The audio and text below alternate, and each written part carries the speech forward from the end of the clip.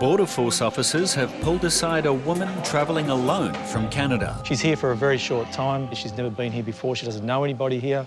Yeah, it's quite unusual. Her suspect travel movements are also causing some alarm. She's, in the last 6 months, been to South America twice and been to Spain as well. The woman says she is a cleaner, but officers locate some paperwork in her suitcase that needs further explanation. So we have some documents in her possession that she's had some air freight come through to Melbourne, and they're machine parts. It's 1060. What does that mean? It's the machine. The name is 1060 or CO60. We've come to know that these machine parts are in a holding yard in Melbourne. It seems that she's come to collect these parts and move them on. The passenger tells officers she intends to sell the machine parts while she is in Melbourne. Which company? I don't know what the company. Okay. So I'm check that here. So what? My English is. Okay. So it's a big risk to do this. You understand? Why the risk? Well, you brought machinery parts into Australia to sell, to make a business. You want to make a business with it, you're saying? But it's a big risk for you to bring all these things here, but have nobody to talk to about it. No company, no one to contact. No contact. She spent upwards of $20,000 on this trip, including the freight, her ticketing, about these machine parts, and she has little idea of what the machine parts actually for, what they're used for, or who she's going to sell them to. Suspecting this passenger may be involved with drugs, Officer Brock begins to track down her shipment of machine parts, while a swab taken from her suitcase raises suspicions even further.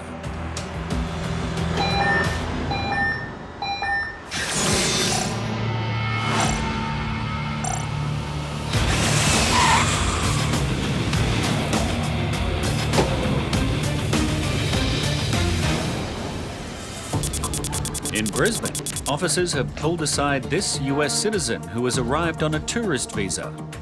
He is carrying only $6 in cash and is on his way to Tasmania. But his reason for travel is causing some concern. I gather in my brief conversation with him that he's here to meet a long-term internet girlfriend. He's never been to Australia before. They've never actually met before, but apparently known one another for 10 years. So why he's decided to come now, we'll try and establish that. Border Force officer Jamie will formally interview the man to determine if he will be allowed to enter the country. So what's your intention in Tasmania? Are you... Just to visit her and then to bring gifts to her kids. Okay. And spend some time with her and then go back to America. And then she's probably going to be coming to America to Denver? To live. Okay. So is she an Australian citizen? Yeah. The man says he will marry his online love named Anna, who is divorced from her husband who mistreated her, and that her 3 children will also be moving to America. Citizen. So she has a 9-year-old and she has twins that are 2. Is Anna would you regard her as your girlfriend? I would regard her as my fiance. Your fiance. Is it unusual that you'd be planning a future with someone you haven't actually met? I guess, but I know her as good as anybody else. Anybody can know somebody. So it's an unusual story, and Border Force officers need to speak to Anna to try and get the answers to some important questions. If she's aware of the visit, if she knows who the gentleman is, and if she's prepared to take care of him while he's in Australia. If Officer Jamie can confirm that she is expecting him, Anna, this is Border Force at the Brisbane passenger Airport. could soon be finally meeting his internet love of the last 10 years in person.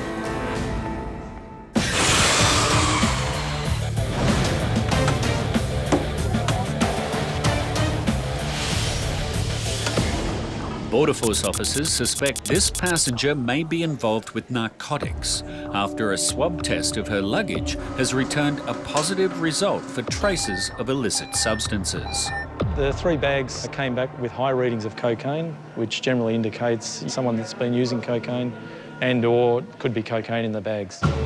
A bag search will be conducted in a private room, but officers also need to inspect some machine parts the passenger has air freighted from Canada that she claims she is here to sell. She doesn't present as a businesswoman. She has no idea about the parts. Initially, she can't really explain what they are, what they're for. OK, guys, we need to get these machine parts x-rayed. Suspecting the shipment may actually be narcotics, a Border Force mobile investigation unit is deployed to the air freight company where the goods are waiting to be collected. They've picked up traces of cocaine on the passenger that they're holding at the terminal, and we've been called out on an urgent job to have a look at this consignment. So we're going to put them through the x-ray and see if we can get some images and see if we can see if there's any concealments inside. There are 10 machine bearings, as the passenger described, weighing a hefty 50 kilograms each. And as they are put through the x-ray, the image is not what officers were expecting. It's very dense metal, but we're not seeing any sign of organics so far. Believing the x-ray machine is unable to penetrate the thick steel, the drug detector dog unit is called in. But first, they remove a small screw from one of the parts. At least the dog might be able to get a little bit of odour from it. It's only a small opening, but Detector Dog Upton will sit if he picks up any scent of narcotics.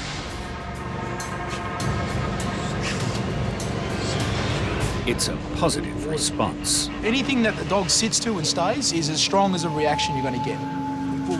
Good job! Fingers crossed there is something there. After a 10-year online relationship with a woman named Anna, this American man says he is on his way to Tasmania to finally meet her in person. But Australian Border Force officer Jamie has a few doubts about his story and is attempting to call his online love to verify some details. Anna, I'm just calling you in regard to a US citizen that's arrived today. If you could call me back urgently. It seems Anna isn't answering her phone. It doesn't bode well for the gentleman. But the passenger, Pete, is not worried. Have you spoken to her on that mobile number? It's really hard for me to contact her from America. Only talk to her maybe once a week or something like that at the best. While he waits for Anna to respond to his voice message, Officer Jamie turns his attention to another concern: the passenger's lack of funds. You didn't actually pay for this trip, did you? I didn't pay for So, it. The man explains he lives with his mum in Denver and needed financial help to get here. what would your income be per week? About $1,500 a week. Would it not have been possible for you to come to Australia with your own funds? He then reveals the shocking reason why he has no money.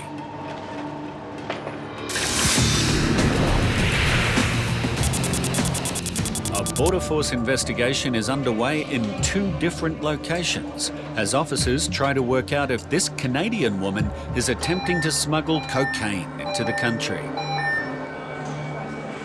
While she undergoes a frisk search in a private room, Officer Brock checks in with the Border Force mobile unit, who have just had a positive reaction from a drug detector dog to one of the machine parts the passenger has air freighted from Canada.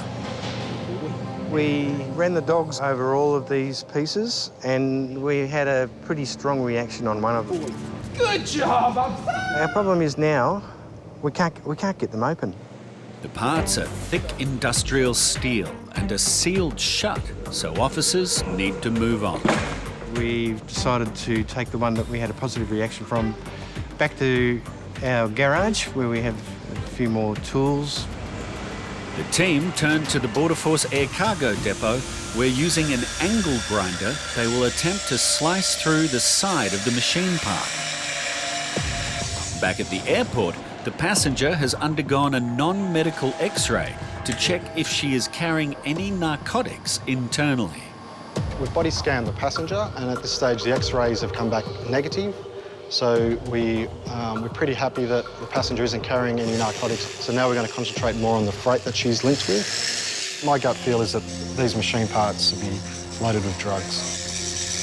Officers at the Air Cargo Depot continue to examine the machine parts imported by the passenger. Wow. And finally they have a breakthrough. Possibly a little white powder. A sample of the tightly packed substance will be tested to confirm any traces of narcotics.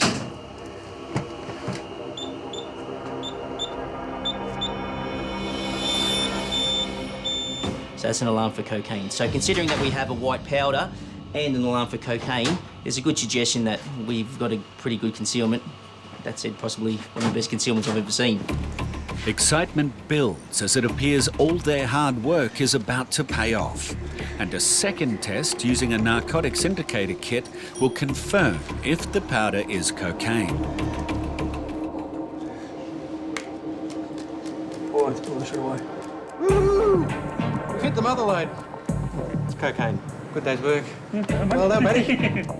It's an incredible find, but the investigation is not over yet. The remaining 9 machine parts may also be loaded.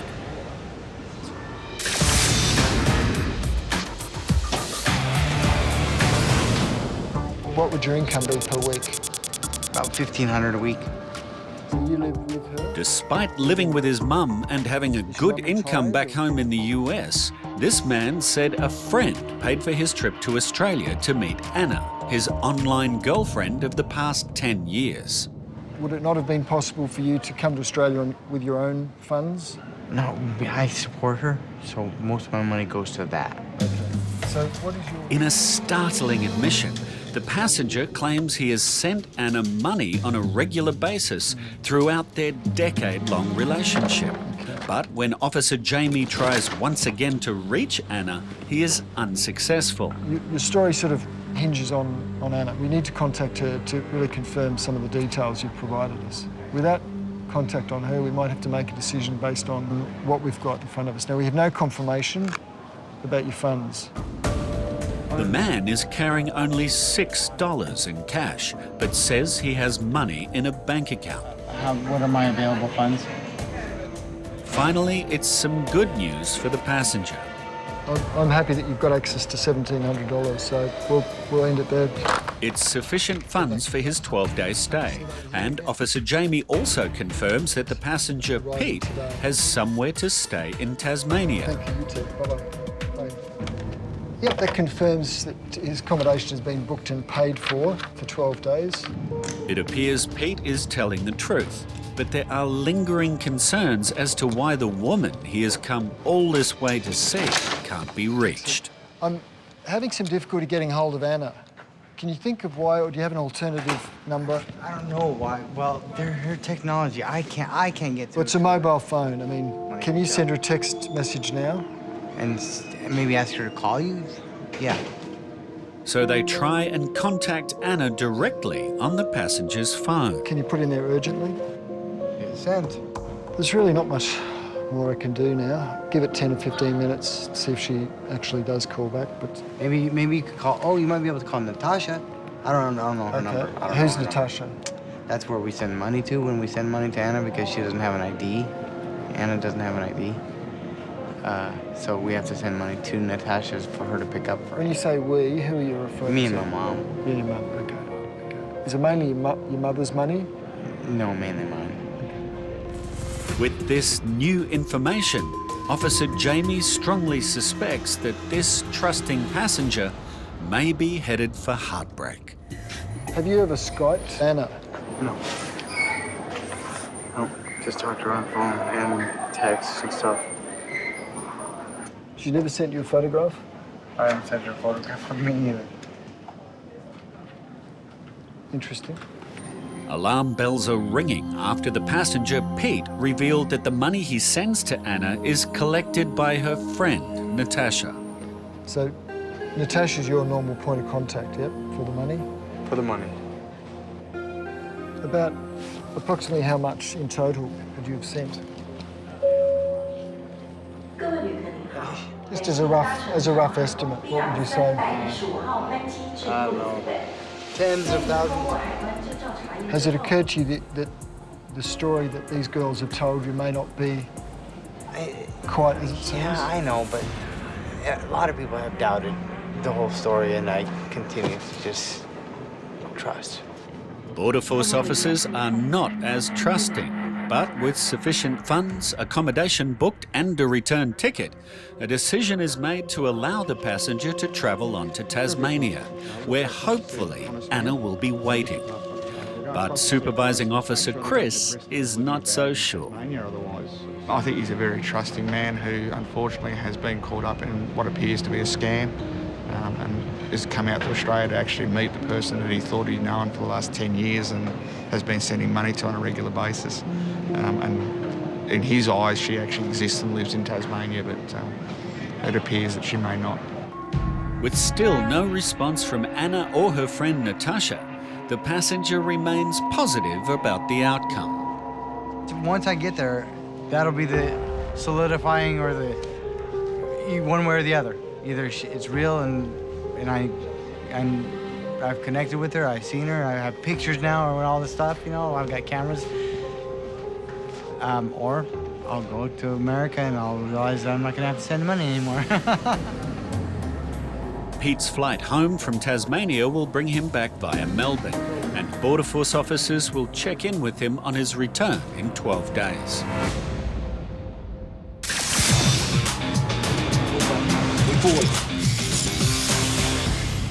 After an exhaustive investigation, testing has confirmed that the powder inside this machine part is a narcotic. So we just had word back from Air Cargo. We've had a positive detection for cocaine. So we'll now be handing this passenger over to the AFP. The passenger will remain at the airport with the Australian Federal Police while the remaining 9 machine parts are deconstructed using industrial machinery. At the moment, we know that there's drugs within one of the bearings that's been imported. We're here today to find out whether or not there's drugs in all 10. As the outer layer of each part is disassembled, workers locate a second inner sleeve of steel. They then use an industrial lathe to cut into the metal sleeve.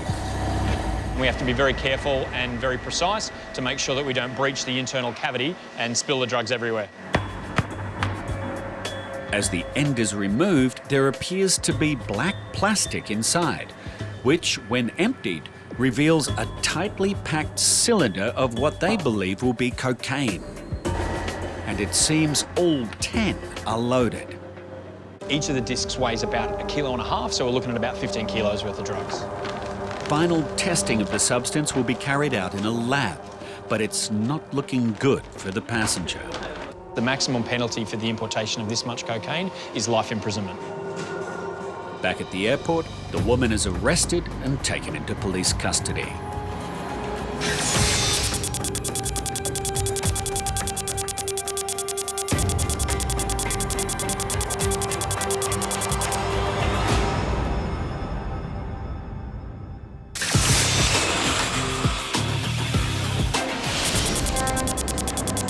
Days ago, this passenger Pete was on his way to Tasmania to meet Anna, his online girlfriend who he's been sending money to for the last 10 years.